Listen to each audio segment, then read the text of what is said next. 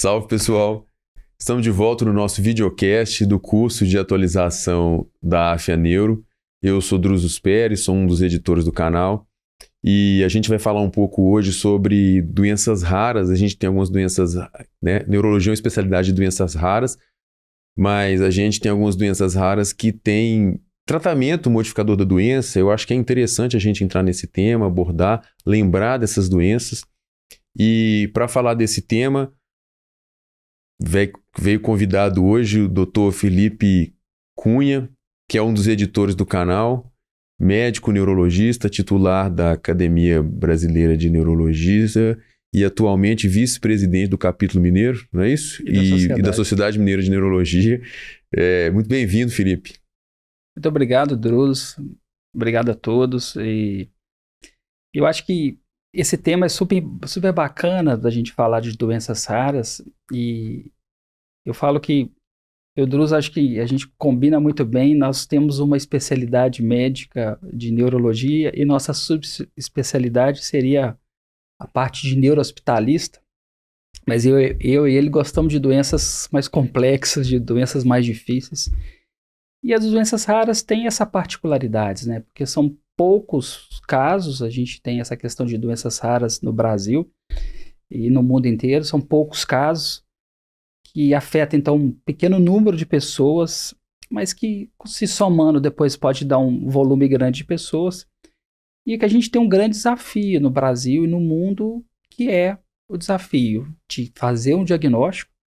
Tem estimativa, Drus, falando que doenças raras, em média, demora de 6 a 8 anos para um diagnóstico. Então, você imagina, você está com um sintoma de uma doença, ou um sinal de uma doença, ou manifestação de doença, demora 6 a 8 anos para você ter um diagnóstico. Esse é tempo médio, né?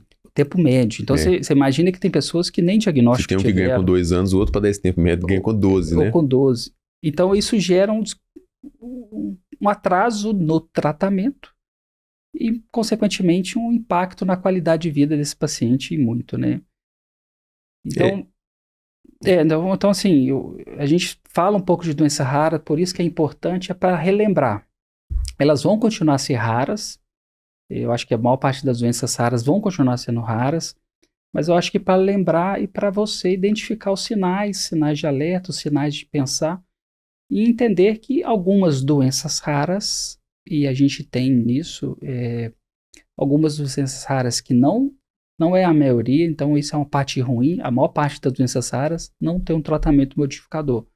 Algumas das doenças raras hoje a gente já tem tratamento modificadores das doenças, não só controle de sintomas. Mas voltando aqui ainda, a gente está falando de doenças raras ainda de uma forma geral, né? O que te faz pensar, Felipe, assim, de que esse paciente específico, esses sintomas dele, não, eu lembro, só para fazer uma frase que eu escutei, eu ainda estava no meu internato rural, né? A gente fazia internato rural e um colega lá, que era um médico da cidade, ele falava assim: o que é comum é comuníssimo, o que é raro é raríssimo. É verdade. Pior né? É verdade. A gente vê, é mais comum você ter uma manifestação atípica de uma doença muito comum do que uma doença rara. Sim. Né? Mas o que te faz pensar em uma doença rara? Pô, esse paciente aqui que eu estou atendendo, por que eu vou pensar? Por que eu não vou pensar que é uma doença muito comum? Por que eu vou pensar que isso é uma doença rara? O que te faz pensar, geralmente, que te acende uma luz amarela ali? Pô, isso pode ser uma doença rara. No fundo, a gente tem que pensar algumas coisas de doenças raras e falando em doenças raras, a gente tem que lembrar muito a parte genética, né? Eu acho que isso é algo que chama muita atenção. Então, eu vejo que muitas vezes a gente tem que pensar em doenças raras, quando a gente faz uma boa anamnese, um bom exame físico. E essa questão, por exemplo, nós vamos falar de uma doença rara que foi muito interessante. Eu lembro de um caso que eu fui discutir com uma colega e a gente está discutindo, e eu vou falar depois assim, e aí a gente vai pensar, mas por que a criança, né, era uma criancinha, então, uma menina de 12 anos, que estava com alteração da marcha do equilíbrio, ou seja, tinha um padrão de uma ataxia. E é um padrão flutuante, ou seja, era o início da doença. E a colega via, no exame físico dela neurológico, ela achava pouco alterado. E a família questionando que estava essa questão, que ela estava com mais ataxia, caindo em casa. E ela vai, pede a propedêutica, e a propedêutica veio normal. Então, por exemplo, Friedreich, a gente tem ressonância normal no primeiro momento. E depois ela está assim, Felipe, eu estou achando que é funcional, porque o irmão está com uma cardiopatia em São Paulo acompanhando sem diagnóstico. O irmão 3 anos mais velho. E aí, assim... Quer dizer, você vai começando a amarrar uma coisa na outra, Vamos amarrando. Opa, como começando assim? a O amarrar uma irmão, coisa na outra. menino de 15 anos com a cardiopatia, a irmã com uma ataxia, qual patologia que você pensa nisso que tem um padrão hereditário? Ataxia de Friedreich. Né? E a menina fez o teste, dela deu positivo. Ou seja, o irmão estava fazendo o acompanhamento de uma cardiopatia por Friedreich. Uma doença genética. Né? Só que as duas crianças com espectros diferentes. Com espectros diferentes, eles abriram sintomas diferentes. Ao mesmo tempo, como a polineuropatia amiloidótica familiar, por TTR, também é outra situação. Então, assim, muitos dos pacientes, o diagnóstico é assim, meu irmão morreu deitado na cama, doença antigamente chamada doença dos pezinhos. Ou, não, eu tive um irmão com 40 anos, teve morte súbita. Opa, morte súbita, a gente sabe que tem um fenótipo de manifestação cardiogênica. Então, a gente pensar nisso, por exemplo, você já me contou um caso, uma família de paciente com Fabry que você acompanha. Então, assim, então às vezes o paciente com uma falência renal, uma insuficiência renal, paciente com AVC em jovem, você vai começar a investigar isso, você vai ver esse paciente tem um histórico familiar. Então, eu acho que é importante a gente pensar em raras. Eu sempre falo para todos os pacientes, para todo mundo, primeiro a gente pensa no mais comum, depois no menos comum. Mas o que mais muitas vezes me faz pensar em raras, quando eu vou pensar, é pensar assim, sintomatologia e exclusão das doenças mais comuns. Aí a gente vai para doenças raras. Eu acho que é isso aí. A gente, quer dizer, o paciente, primeiro você tem que ter história, né? A doença rara, você tem que ter história completa do paciente, né? Você tem que ter história familiar, história social, que eu acho que isso ajuda muito, né? Eu acho que isso aí que você está trazendo. E eu vejo o paciente muito com raras, aquela história geralmente a história para uma doença comum tá estranha, né? Tem uma história estranha, não bate, a ressonância não tá legal. Ou o paciente, você fala assim, pô, isso que você descreveu nessa colega aí, desse pensamento, a gente vê isso com grande frequência, os pacientes com doenças raras queixam disso, né? Que eles recebem diagnósticos de doenças psicossomáticas, né? De funcionalidade. Assim, muito, eles andam aí 8 anos atrás da doença e por várias vezes eles ficam até magoados com a equipe assistencial, porque não, falou que eu tinha tal coisa, eu tenho... Sim, né? assim, na interface neurológica, por exemplo, são 3 exemplos, mas porfiria é uma doença completamente com dificuldade. Miastenia, a gente tem uma outra gama, quantidade de pacientes várias doenças raras, que não têm tratamento, as miopatias que não têm tratamento, né? Essa doença Steiner, doença mitocondrial, doença... Então a gente tem várias Ehlers-Danlos, a gente vai começando, assim, várias sintomatologias e realmente é difícil. Então, assim, você tem um diagnóstico difícil, às vezes você tem flutuação de sintomas. Então eu lembro, você está falando de mitocondropatia, eu lembro direitinho, uma jovem com um quadro super flutuante, e você chegava para ela para examinar ela no hospital, ela estava achando uma maravilha, a menina de 15 anos achando uma maravilha no hospital, sim. E você examinava, não tinha nada, você fazia tudo, não tinha nada. Aí você começa assim, será que é raras? E ela inicialmente ficou como funcional, e era uma doença rara, mitocondropatia dessas. Então, assim, eu acho que a importância é essa, a importância é a gente sempre pensar, mas tem o outro lado que é importante, Druso. Então, assim, eu vou te contar o que aconteceu comigo recentemente.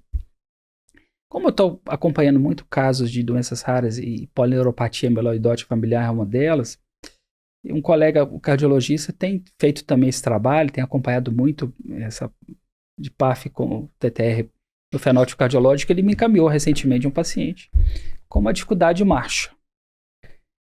E aí esse paciente bem acompanhado comigo, mas a dificuldade de marcha dele existe uma questão muito clássica. Esse paciente caiu do cavalo e fez uma mielopatia. Uma mielopatia fez uma alteração de marcha e esse paciente vem hoje com estabilidade da doença. A doença não progride, tem 4 anos que ela não progride, ou seja, até melhorou. Nós começamos a progressão de fisioterapia, de fortalecimento, ele achou muito melhor, ficou melhor. E aí ele acompanha uma cardiopatia também dessas dilatadas, meio estranha, que não tem um diagnóstico. E o colega me ligou, você não pensou nele PAF não? Eu falei, mas como aí? Eu também fico muito especialista, pensar em tudo em PAF, né? Eu falei, não pensei não, é porque assim, ele é um paciente normal, que tem um trauma, que cai do cavalo e tem uma paraparesia, que se mantém estável. Mas eu acho que isso aí é a questão que você está trazendo, né? Quer dizer, você tem um diagnóstico muito claro para ele. Muito claro. Então, assim, Então, eu falei, não pensei em PAF. Mas assim, mas tem que tomar cuidado também pra gente não pensar também só no raríssimo, né? Então, eu tinha um colega e ele mexe nessa parte cognitiva e a gente tem um pouco de dificuldade porque ele acaba pensando só em raro e esquece o comum. Eu falo isso com todo mundo também. Então, a frase do seu preceptor, o que é comum é comuníssimo, o que é raro é raríssimo, a gente também tem que ter critérios para também não começar a fazer diagnóstico de raropatias sem ser raropatias. Ou melhor, você não tratar nem o comum apatia para pensar no raro apatia. Então, também é uma outra questão importante. Então, eu acho que a importância do tema é isso, assim, alta taxa de subdiagnóstico, grande atraso, a jornada longa para o diagnóstico, e é muito legal, né, quando você consegue fazer um diagnóstico importante, e de polineuropatia foi interessante, foi um paciente que já tinha consultado com vários colegas, já não tinha resolvido com nada, e aí a gente tem um teste diagnóstico e pum. E aquilo ali mudou a vida dele, porque mudou a vida dele e da família dele. Só familiar que é positivo tem 42. É doença familiar, né? É doença familiar. E que a história, o meu irmão morreu de um problema cardíaco. Simplesmente o irmão dele morreu de parto. Eu acho que tem algumas doenças raras, assim, e a gente ainda falando de doenças raras de uma forma geral, que, quer dizer, do ponto de vista que se apresenta, já é raridade, né? Por exemplo, uma leucoencefalopatia num paciente jovem, isso aí já é um negócio raro. Já é muito Você sabe que vai ser uma coisa rara dali, né? Com certeza. A gente já sabe que vai ser uma coisa rara. Paciente com ataxia, que exame de imagem é normal, você sabe que vai ser alguma coisa rara dali. É né? uma outra questão. Então, assim, por exemplo, a ataxia, quando a gente pensar em Friedreich, que é uma ataxia genética, autossômica recessiva, você tem essa geração progressiva do sistema nervoso, um padrão de ataxia progressiva, essa marcha instável, e você tem outras manifestações. Você tem um padrão escoliótico, você tem um padrão de uma cardiopatia, você tem um padrão, muitas vezes, a gente chama de um padrão de neuropatia, então você tem um pé cavo, pode ter alteração visual. Então, assim, Friedreich, ela tem uma manifestação de sintomas importantes, e isso gera, nesse paciente, essa alteração que são sinais de alerta para você pensar. Mas é interessante você imaginar que a menina tinha uma ataxia com ressonância normal, que pode acontecer principalmente no começo. E a gente já sabe que vai ser uma coisa, vai parecer uma doença diferente, né? Diferente. Bom, a gente vai fazer uma pausa agora e nós vamos aprofundar mais um pouco na sequência em algumas doenças, e essas doenças nós vamos falar de ataxia de Friedreich, o Felipe já deu um spoiler aí, né? Nós vamos falar de amiloidose familiar também, e vamos falar de doença de Fabry, vamos trazer um pouco essas doenças, porque são doenças que a gente tem terapias modificadoras do curso da doença. E aí, para quem está assinando, está fazendo o curso de atualização da neurologia, nós nos encontramos em alguns segundos. Para quem não está fazendo, a hora de assinar o curso é essa. Até já!